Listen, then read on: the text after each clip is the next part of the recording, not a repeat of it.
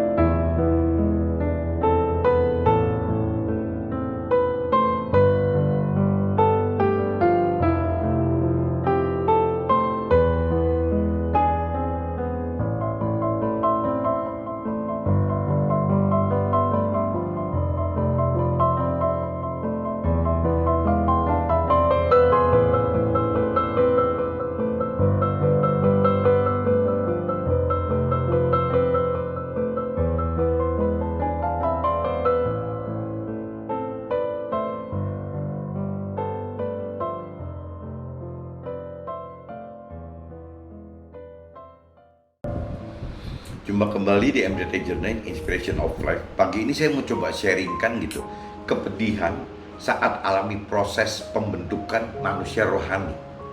Kepedihan saat alami proses pembentukan manusia rohani gitu, yang sesuai dengan yang Tuhan inginkan, teman-teman. Jadi ini coba saya ambil dari impresi kitab Hagai, teman-teman. Kitab Hagai 1. Kitab Hagai 1 ini untuk kehidupan saya, teman-teman, banyak sekali mengait pengalaman kesaksian hidup yang beberapa kali gitu yang ada di dalam kitab Hagai 1 ayat 5 sampai 11 ini gitu. Tapi dalam bentuk yang berbeda-beda kejadian hidup, teman-teman.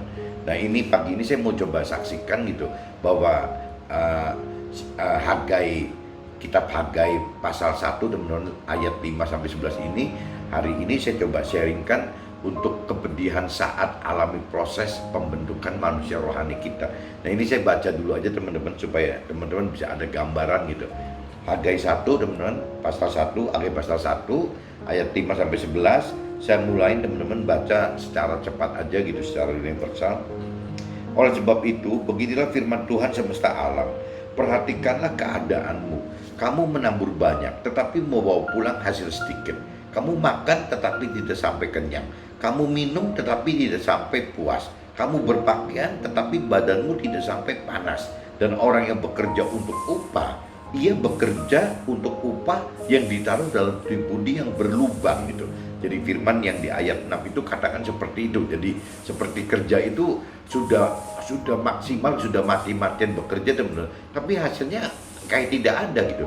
Nah, ini yang kita mesti koreksi diri. Ini oleh karena apa gitu? Ya bisa karena salah gitu, salah kita melakukan pekerjaan kitanya, atau bisa juga karena Tuhan punya niat sesuatu ya yang harus kita alami perubahan-perubahan itu, teman-teman. Nah, ini coba kita lanjut ke ayat 7-nya.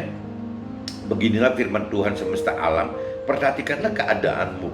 Jadi naiklah ke gunung, bawalah kayu dan bangunan rumah itu, maka Tuhan akan berkenan kepada kita dan akan menyatakan kemuliaan Tuhan di situ. Firman Tuhan katakan seperti itu. Jadi di ayat 7 ini, di ayat 7 ini, teman-teman, ayat 7 dan 8 ya. Ayat 7 dan 8 ini terkesan seolah-olah ya Tuhan ngingetkan kita gitu. Ya kondisi seperti itu yang kita anggap hidup bekerja itu tidak efektif, hasilnya sia-sia itu. Ya kalau dari sisi rohani, dari sisi Tuhan gitu, ya Tuhan bilang ya karena kita tidak mencari Tuhan gitu, tidak naik. Di sini disebutkan naiklah ke gunung, bawalah kayu dan bangunan rumah itu. Nah, rumah di sini pakai huruf besar, rumahnya R-nya gitu. Rumah berarti kan ini rumahnya Tuhan gitu. Jadi di sini diingatkan Tuhan nyuruh kita sebelum kita mengerjakan yang sifatnya duniawi, ya bagaimana kita harus mengerjakan lebih awal itu dasar fondasi hidup kita itu dengan dasar yang rohani gitu. Dasar yang rohani adalah naik ke atas, berarti kan melihat Tuhan gitu. Basicnya harus dengan Tuhan dan bikin rumah Tuhan di dalam hidup kita gitu. Nah, rumah Tuhan dalam kondisi perjanjian lama itu kan rumah Tuhan dalam bentuk tempat ibadah, teman-teman. Jadi bagaimana caranya kita jangan cuma sibuk sendiri aja dengan activity ekonomi kita gitu, dengan ekonomi kerja kita. Ujung-ujungnya kita melupakan tidak pernah beribadah gitu, beribadah kepada Tuhan. Nah, waktu itu beribadah itu udah tidak ada tempat lain, tidak ada cara lain, yang harus di tempat ibadah gitu. Nah, beda dengan saat ini kita masuk ke dalam era perjanjian baru bagi orang Nasrani itu gitu. Jadi seolah-olah bait Tuhan itu sudah bukan cuman sekedar di tempat ibadah saja ya. Bait Tuhan itu justru ada di dalam kita gitu. Bagaimana di dalam pribadi kita masing-masing, di dalam kita sebagai manusia itu ada bait Tuhan gitu yang ditaruh di dalam kita gitu. Nah, di dalam kita itu berarti di dalam tubuh, jiwa dan roh kita. Nah, tepatnya teman-teman, bait Tuhan itu adanya di roh kita. Roh kita. Kenapa? Karena Tuhan akan menaruhkan roh Tuhan di dalam roh kita gitu.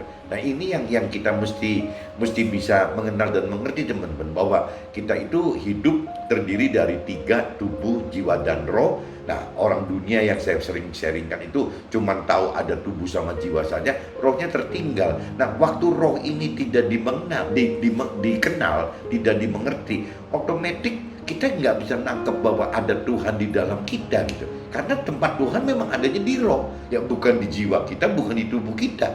Nah, orang-orang dunia itu selalu mikirnya kan ada tubuh dan jiwa, sehingga posisi Tuhan, roh Tuhan yang ada di dalam kita, yang Tuhan telah beri kepada kita, ini hilang, teman-teman. Nggak ada tempat menempatkan roh Tuhan di dalam diri kita, itu tidak ada. Karena asumsi kita, asumsi dunia itu ya cuma berkisaran tubuh dan jiwa saja, rohnya nggak terbawa. Tapi kalau kita sudah mengerti bahwa di dalam manusia itu ada 3 gitu, ada tubuh, jiwa, dan roh. Nah, kita mulai belajar untuk mengerti bahwa ada roh Tuhan di dalam roh kita.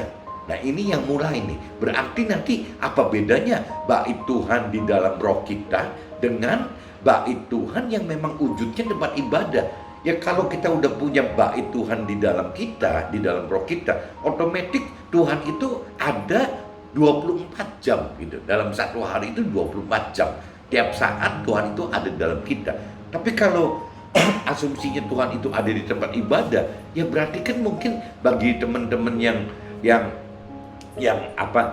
Nasrani bisa katakan bahwa ya ketemu Tuhannya nanti waktu hari Minggu. Nah, orang Muslim ya akan ngomong ketemunya hari Jumat gitu. Nah, itu karena kalau kita asumsikan wujudnya itu adalah rumah Tuhan dalam bentuk tempat ibadah. Jadi coba kita mesti renungi gitu, bahwa dalam kehidupan saat ini kita ini sangat diuntungkan, teman-teman, karena Tuhan itu baik secara Nasrani ada di dalam kita dengan sebutan Roh Kudus. Nah, adapun secara Muslim sebutannya Nur gitu. Sudah ada di dalam masing-masing orang Islam, orang Muslim gitu.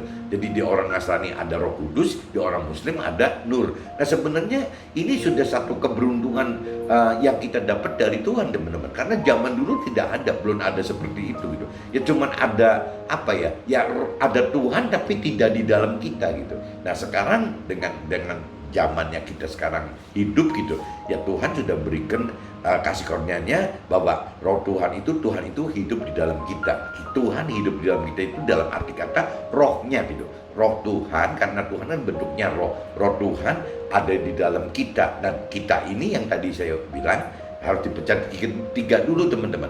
Jiwa, tubuh, jiwa dan roh gitu. Kalau kita nggak pecah 3, kita nggak ketemu menempatkan roh Tuhannya di mana, bingung gitu. Ya di tubuh kita nggak mungkin, di jiwa kita nggak mungkin gitu.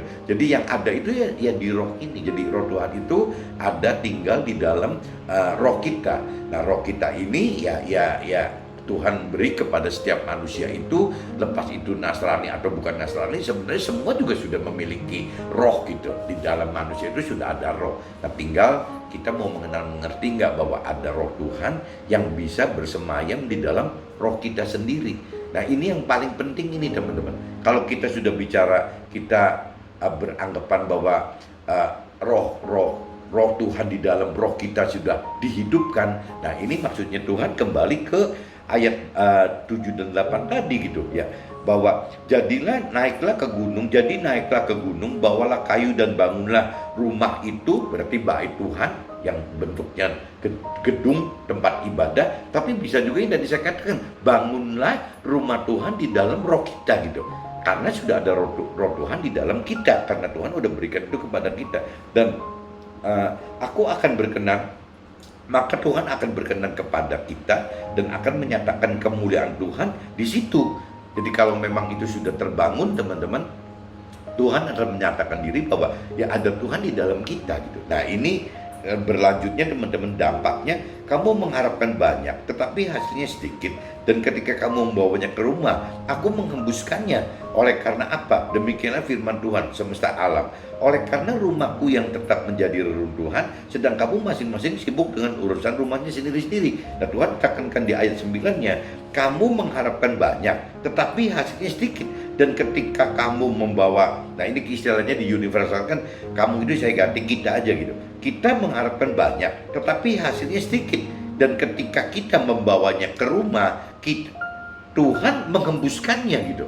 Tuhan menghembuskannya. Oleh karena apa? Demikianlah firman Tuhan semesta alam. Oleh karena rumah Tuhan yang tetap menjadi reruntuhan gitu, karena tidak dibangun. Sedangkan kita masing-masing sibuk dengan urusannya rumahnya sendiri-sendiri. Nah, ini cerita di ayat 9 ini kan persis cerita orang dunia, teman-teman. Jadi orang dunia itu tidak mengenal Tuhan menuhan secara dalam, ya mereka cuman tahu, ya ditanya percaya Tuhan aja ya percaya gitu ya, cuman ada di mulut, di bibir saja, di ucapan saja gitu. Tapi bagi yang sudah mengerti akan Tuhan, bahwa Tuhan itu tidak cuma di mulut, di bibir gitu. Tuhan itu ada di roh kita. Tuhan itu ada di dalam tubuh, jiwa, dan roh kita gitu. Nah, ini yang membedakan orang dunia sama tidak. Jadi di ayat 9 itu dipertegas lagi oleh Tuhan gitu.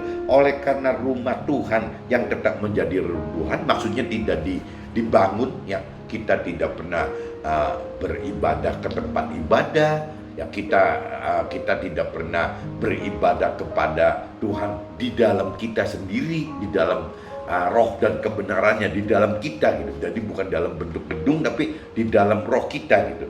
Nah, sedangkan kita masing-masing sibuk dengan urusan rumahnya sendiri. Jadi teman-teman jangan sampai, kalau sampai sudah anggap bahwa saya Nasrani, saya Muslim, tapi tidak melakukan seperti yang Tuhan perintahkan, itu apa bedanya sama orang dunia, teman-teman? Kan sama aja, orang dunia juga melakukan seperti yang kita lakukan apabila kita tidak mengenal, mengerti, dan melakukan firman Tuhan gitu. Kita hanya hidup dengan melakukan apa yang kita yakini bahwa ini bener loh, sepertinya Tuhan mau gini, Tuhan mau itu gitu. Nah, itu kacau ya. Orang dunia juga saya pikir akan lakukan itu gitu. Sedikit sekali orang dunia yang tidak percaya Tuhan, sedikit sekali gitu ya. Tapi kalau bicara majority, orang dia percaya Tuhan kok, tapi dia tidak melakukan firman Tuhan gitu. Cuman bedanya gitu. Jadi apabila kita ingin disebut kita beda dari orang dunia, ya kita harus memang melakukan firman Tuhan gitu. Nah, untuk melakukan firman Tuhan nggak ada cara lain, teman-teman. Kita harus mengenal, mengerti akan firman Tuhan dulu gitu. Kalau kita tidak mengenal, tidak mengerti akan firman Tuhan, ya tidak bisa melakukan firman Tuhan. Apa yang kita mau lakukan, kita nggak ngerti gitu apa yang harus dilakukan gitu.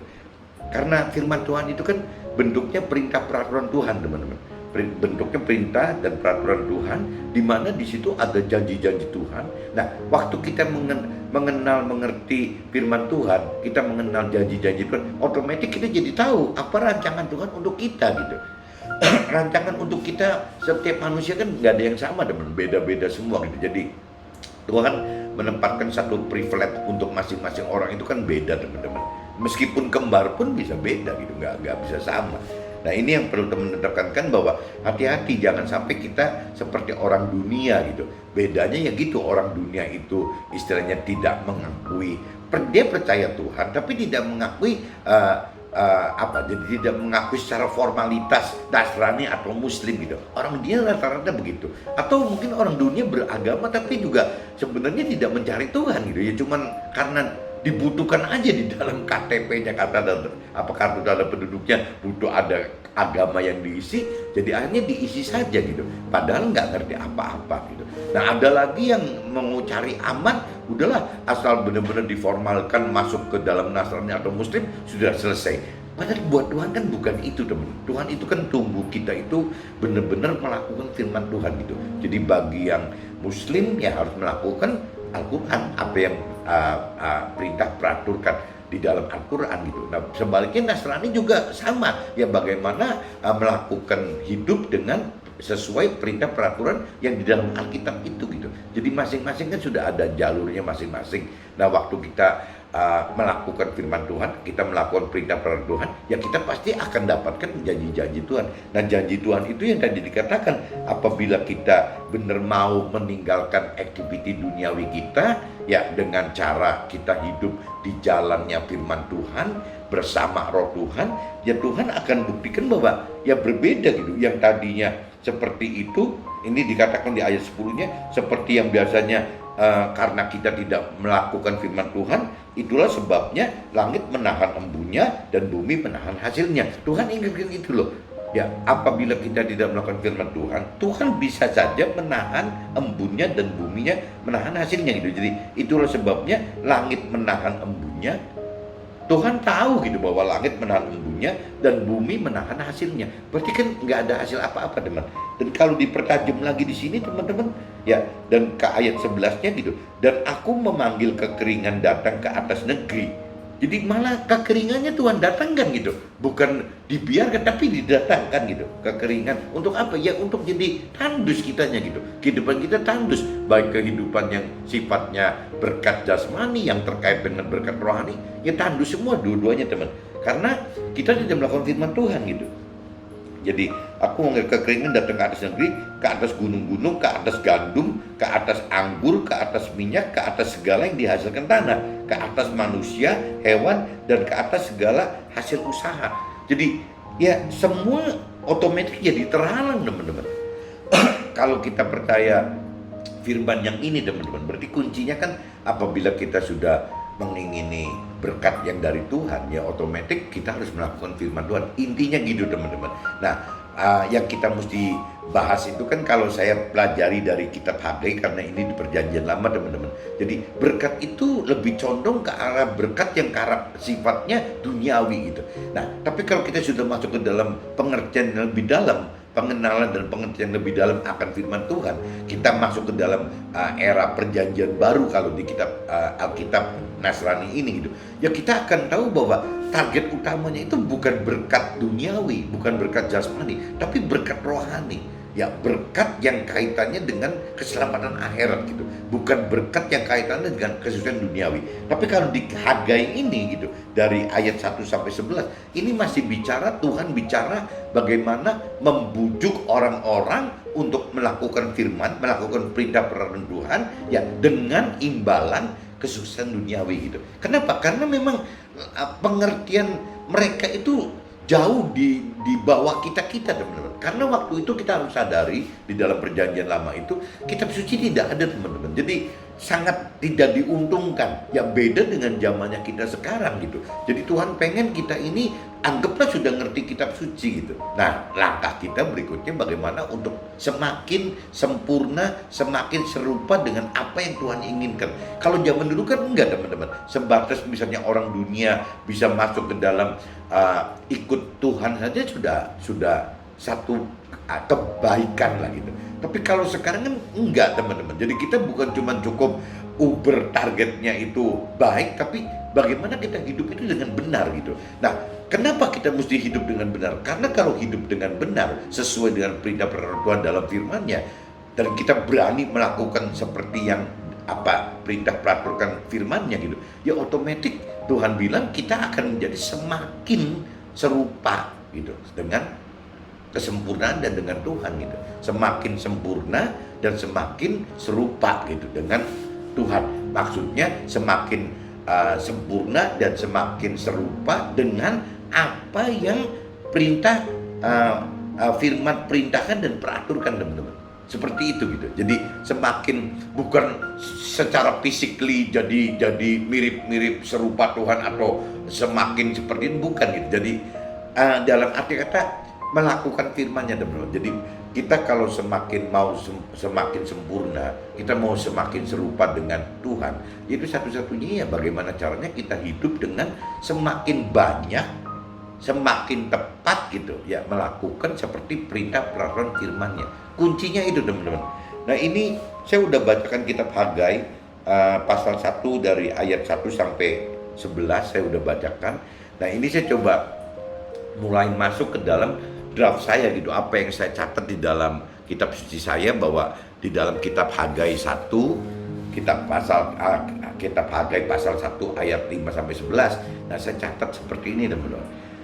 Proses pembentukan Tuhan terhadap orang yang mau percaya Tuhan secara total. Ini saya ulang lagi, proses pembentukan Tuhan terhadap orang yang mau percaya Tuhan secara total tidaklah mudah gitu, tidaklah mudah. Sangat sangat bergantung ya dari latar belakangnya gitu. Jadi sangat bergantung dari latar belakang kita, latar belakang agama kita, latar belakang muasal karakter kita, serta ya latar belakang pergaulan kita, juga latar belakang tata krama gitu, tata krama dari keluarga, baik dari keluarga suami. Nah kalau kita udah nikah gitu, udah berkeluarga, berarti dari keluarga istri gitu, jadi dari orang tua dan dari mertua gitu. Ini semua jadi nggak mudah teman-teman, karena basicnya itu seperti itu ya. Beda kalau memang orang yang lahir dari orang yang seiman gitu. Makanya kan ada dikatakan di dalam firman yang lain gitu, bahwa Tuhan anjurkan bahwa kita ini apabila berkeluarga, bernikah gitu, alangkah baiknya yang seiman. Jadi yang Nasrani ya Nasrani gitu, yang Muslim ya dengan Muslim gitu ya. Kenapa Tuhan anjurin itu gitu? Karena yang ini tadi gitu. Kalau dengan kesamaan iman, nganut iman yang sama, itu prosesnya jauh lebih mudah teman-teman. Jadi yang Nasrani berarti prosesnya akan jauh lebih mudah, yang Muslim pun juga akan prosesnya lebih mudah gitu. Tapi kalau misalnya dari yang berbeda, iman yang berbeda, entah itu dari, kalau kita bicara di KTP-nya Indonesia kan ada Muslim, ada Kristen, ada yang namanya Buddha, ada yang namanya Hindu, ada aliran kepercayaan dan lain-lain gitu. Nah, kalau kita bicara dari cross dari iman gitu, cross iman ini, ya tidak mudah. Jadi bagaimana seorang suami harus ngimbangin istrinya, harus ngimbangin mertuanya, bagaimana seorang istri juga ngimbangin suaminya dan mertuanya gitu. Jadi ini akhirnya ya mesti belajar lagi dari awal teman-teman. Bahkan kalau yang acuh-acuh saja malah jadi akhirnya tidak mencari Tuhan teman-teman. Yang bagaimana menyesuaikan diri antara suami istri yang beda iman itu, ya udah itu aja dianggapnya sudah baik gitu, nggak berantem gitu, baik. Padahal Tuhan kan nggak minta begitu teman-teman. Tuhan itu kan tidak cuma minta sekedar baik gitu. Jadi yang Nasrani itu Tuhan minta keluarganya itu ya dalemin gitu, pengenalan akan Tuhannya. Yang Muslim pun sama, bagaimana dalemin gitu untuk pengenalan akan Tuhannya. Waktu si Muslim dan si Nasrani dan Muslim ini sama-sama mengenal dan mengerti akan firman Tuhan dan melakukan firman Tuhan, saya pikir akur loh, ujungnya itu sama gitu. Jadi bagaimana caranya ya perintah dan peraturan Tuhan itu ya dilakukan gitu, baik orang Nasrani maupun orang Muslim gitu, harusnya sama gitu. Apalagi kalau kita bicara 3 agama yang di dunia ini, ya katanya ada Samawi itu kan ada 3 gitu, ada Muslim, ada Kristen kan, Nasrani gitu, ada satunya Yahudi. Jadi ini kan semua kan ujungnya kan ke Tuhan Allah teman-teman. Nah ini kalau sampai kita bicaranya kita mengerti dalam gitu urusan masalah firman Tuhan dan kita berani melakukannya, saya pikir kita minimal 3 ini harusnya akur gitu, harusnya sama, karena semua berujung kepada Tuhan Allah gitu, dengan beda-beda nabinya kan. Kalau yang misalnya Muslim, nabinya Nabi Muhammad gitu kan. Kalau yang namanya Nasrani, nabinya Nabi Isa. Yang namanya Yahudi, ya nabinya Nabi Musa gitu. Ya cuma beda gitu aja teman-teman. Tapi ujungnya Nabi Isa berujung ke Tuhan Allah, Nabi Muhammad berujung ke Tuhan Allah, Nabi Musa juga berujung ke Tuhan Allah. Jadi mestinya kalau kita mengerti secara dalam gitu, dan kita punya level iman sehingga berani benar-benar total melakukan firman Tuhan, ya rasanya ketemu. Mudah-mudahan seperti itu teman. Nah ini saya katakan bahwa tidak mudah kan untuk pembentukan Tuhan terhadap orang-orang yang mau percaya secara total. Kecuali kalau percaya cuma di mulut, di bibir saja, ya itu mudah gitu. Semakin jauh dari parameter perintah dan peraturan firman Tuhan, maka proses pembentukan akan semakin sulit. Tidak berbeda dengan proses pembentukan batu berlian yang akan jauh lebih lama, lebih sulit dibanding pembentukan batu kapur yang dalam sekejap dapat berbentuk. Jadi proses ini tadi dikatakan, kalau sampai misalnya parameter untuk targetnya itu misalnya sesuai dengan perintah peraturan Tuhan gitu. Nah, kitanya menyimpang banyak sekali gitu dari awalnya gitu. Ya, misalnya contohnya saya dari awalnya itu kan tidak menyembah Tuhan, teman-teman. Saya itu dari adat istiadat tradisi dari Tiongkok gitu, dari leluhur saya itu kan tidak dengan parameter ada Tuhan dengan ada kitab sucinya, kan tidak ada. Berarti prosesnya itu kan makin susah, teman-teman. Dengan teman saya yang memang basically sudah ada di jalur Nasrani atau sudah ada dalam lingkup keluarga Muslim gitu, itu mungkin lebih mudah karena memang dari awalnya sudah Nasrani atau Muslim gitu. Tapi kalau buat saya kan tidak, saya kan dari politeisme ya. Jadi istilahnya dari politeisme itu kan jadi nggak keruan, udah nggak gimana, kitab suci pun tidak ada. Nah, pembentukan ini maksudnya jauh lebih sulit gitu. Jadi ibarat seperti kita proses berlian gitu. Kalau kita proses batu berlian itu kan setengah mati, teman-teman. Ya banyak gagalnya daripada suksesnya gitu. Beda dengan membentuk batu kapur. Kalau batu kapur itu ya gitu, dicoret apa pakai peso di garet-garet gitu aja juga bisa. Tapi berlian nggak mungkin, pesonya yang bisa kalah, teman-teman. Nah ini yang saya bilang sulit itu gitu loh. Jadi kalau memang dasarnya kita jauh menyimpang dari kebenaran firman Tuhan gitu ya kita makin sulit, ya itu wajar-wajar aja. Tapi Tuhan kadang-kadang juga memilih orang-orang yang dari begitu gitu, sehingga Tuhan bisa dapatkan satu bentuk yang kuat sekali gitu, yang berlian gitu, bukannya batu kapur gitu. Tuhan kadang-kadang bisa ngambil dari, contohnya siapa? Contohnya di dalam kitab di kitab suci itu kan cerita Saulus kan. Saulus bagaimana yang berseberangan itu diambil menjadi Paulus gitu. Nah itu kan si Saulus ini kan jadi kuat sekali gitu, karena basicnya kan menyimpang jauh dari itu. Tapi kan ujian cobaannya juga kan nggak mudah, teman-teman. Yang Saulus alami itu kan nggak mudah gitu. Karena Tuhan memang pilih Saulus di antara orang-orang yang bukan di lingkungan orang percaya Tuhan gitu, diambil untuk bisa menjadi Paulus. Proses pembentukan dimulai dari diri sendiri, bagaimana memutuskan pilihan untuk pertaruhan hidup dalam pola-pola firman Tuhan atau pola-pola duniawi. Jadi proses pembentukan itu maksudnya dimulai dari kita sendiri, teman-teman, dari kita pribadi gitu. Kita memilih untuk mau ikut Tuhan atau tidak, itu terserah kita gitu. Dan waktu kita sudah memutuskan oke, kita hidup di dalam Tuhan, ya otomatis kita berani enggak gitu. Kita hidup dengan pola-pola Tuhan, dengan pola-pola kehidupannya yang Tuhan inginkan gitu. Ya berarti kan tidak jauh-jauh dari bagaimana kita untuk hidup sesuai dengan yang firman Tuhan katakan gitu. Apa yang firman perintah dan peraturkan, ya kita berani kayak seperti itu. Atau kita tetap ngotot, ya sekedar mengakui bahwa kita percaya Tuhan, tapi hidup kita tidak beda dengan orang dunia pada umumnya. Atau hidup kita seperti orang-orang yang politeisme itu gitu, yang melakukan hal-hal yang bukan untuk menyembah ke Tuhan ujungnya. Nah ini banyak, teman-teman, yang begitu. Kenapa? Karena dari basic keluarganya, dari turun-temurun yang memang tidak fokus hanya kepada Tuhan saja satu gitu. Jadi memang dari awalnya dari adat istiadat dan tradisi itu, kebanyakan dari politeisme itu akhirnya ya orang jadi abu-abu gitu.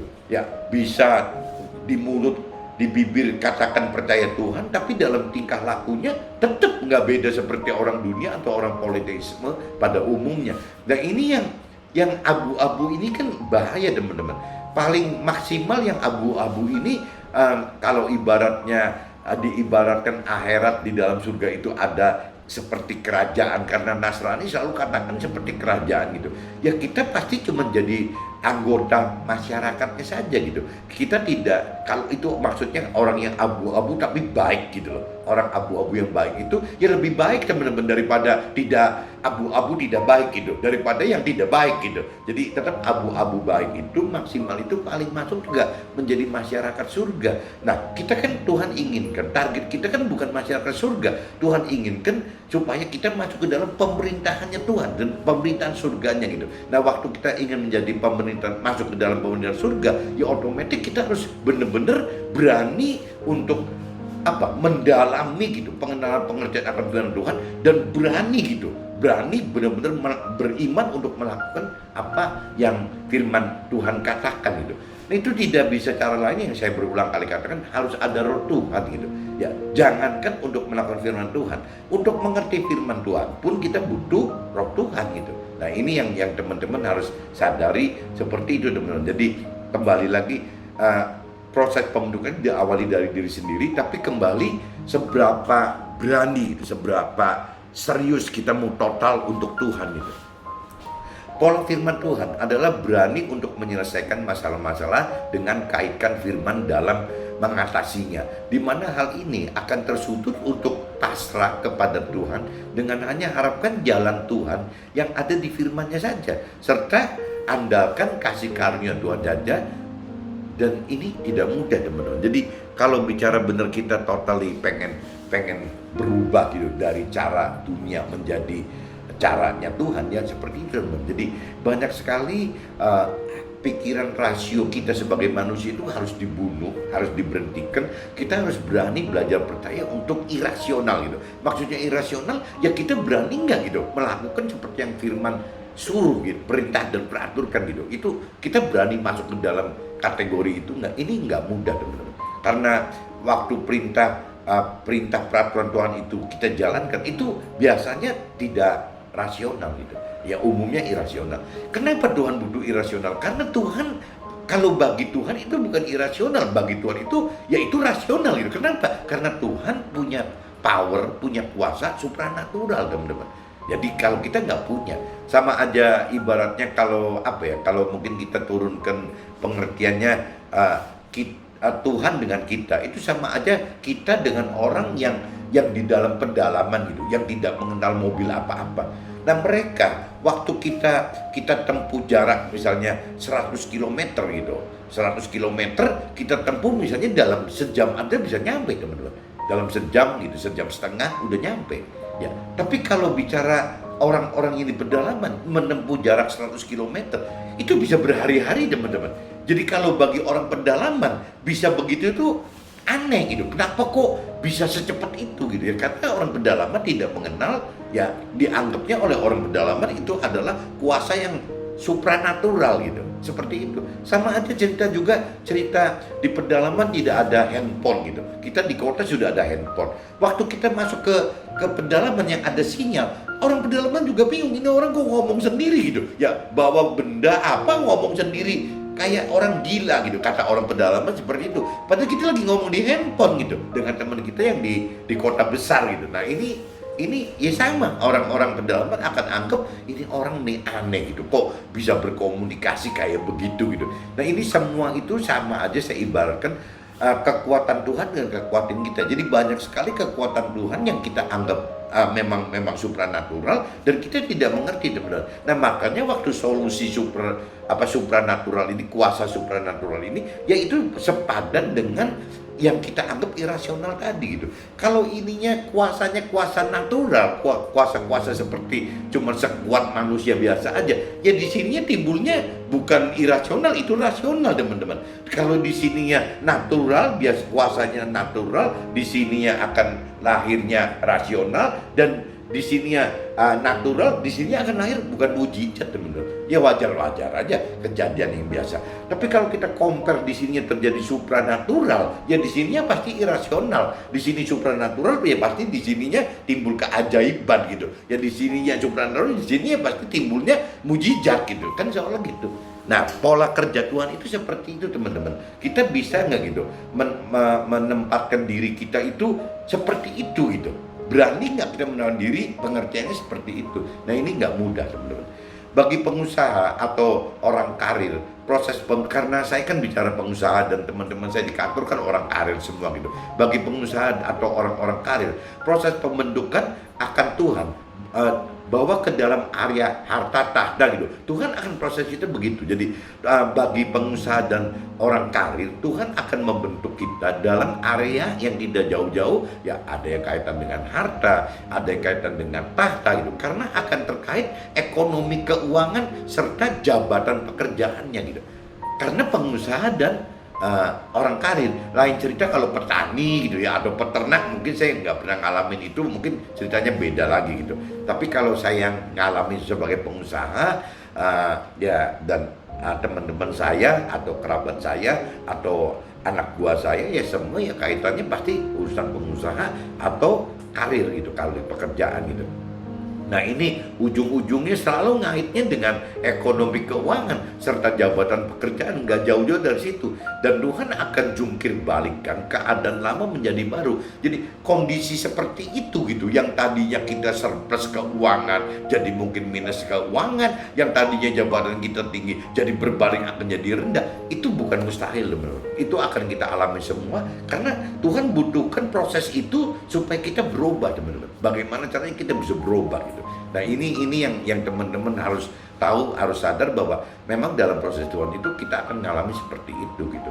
Nah setelah berhasil lewati proses pribadi, itu kan tadi cerita di atas kan semua kan kaitannya pribadi nih, pribadi kita dengan Tuhan gitu. Nah Tuhan nggak cuma cukup begitu bagi orang yang sudah berpasangan loh, yang sudah suami istri gitu. Setelah berhasil lewati proses pribadi, Tuhan akan bawa ke dalam proses yang terkait dengan pasangan kita.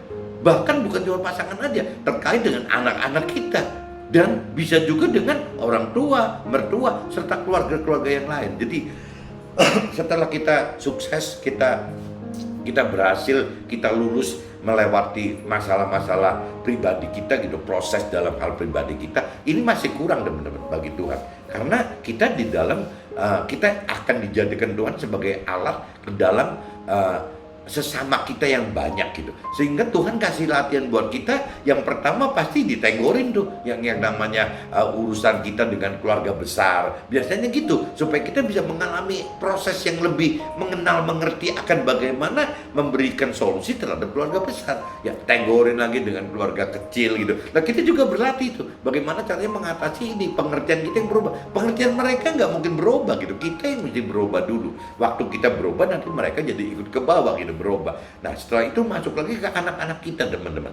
Setelah anak-anak kita bisa masuk ke dalam suami atau istri. Ya yang suami saya berarti ketemu istri, yang istri juga bisa ketemu suami. Ini prosesnya itu berarti sudah di luar pribadi kita teman. Nah ini juga satu kesulitan yang berbeda lagi teman-teman.